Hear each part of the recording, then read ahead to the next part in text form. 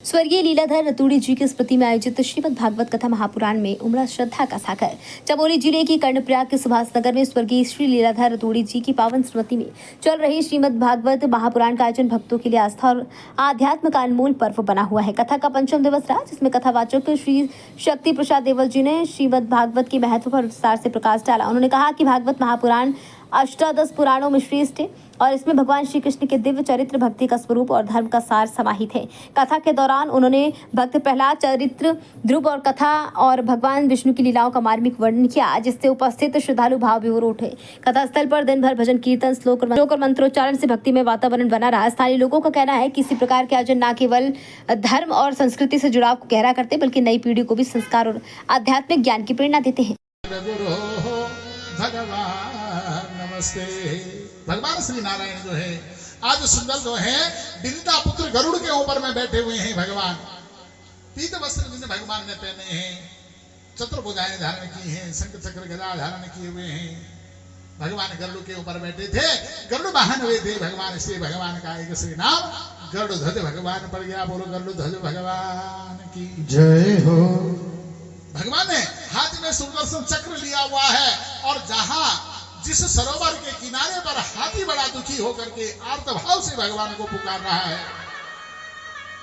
ऐसी तरफ जो है भगवान गरुड़ में बैठ करके जा रहे हैं। माता श्वेता भगवान को देखा कि जब भगवान आ रहे हैं तो हाथी कुछ कर नहीं सकता था, इसलिए तालाब से सूंड से जो है एक दिव्य पुष्प निकाला और पुष्प निकाल करके भगवान को अर्पित कर रहा है कि नारायणा अखिल गुरु भगवान नमस्ते। भगवान को प्रणाम करते हुए, हे अखिल गुरु, हे श्री नारायण, हे सत्यनारायण भगवान, आपके लिए मेरी तरफ से ये पुष्प अर्पित है। भगवान को पुष्प अर्पित कर दिया।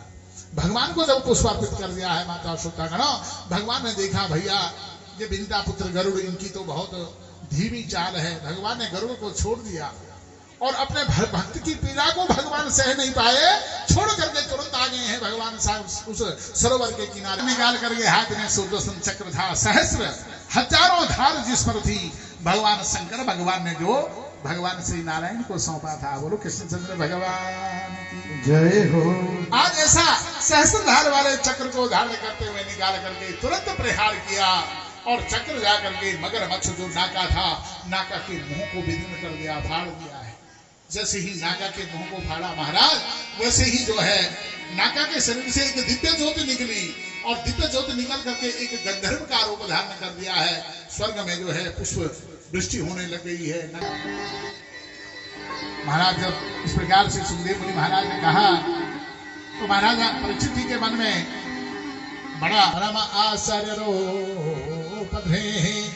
मुक्तो देवन सापेन गंधर्व तमाह।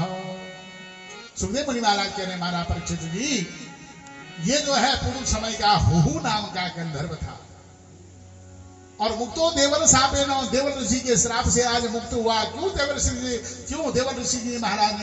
खबर भारतवर्ष के लिए सुभाष नगर कर्णप्रयाग उत्तराखंड से पंकज कुमेड़ी की रिपोर्ट।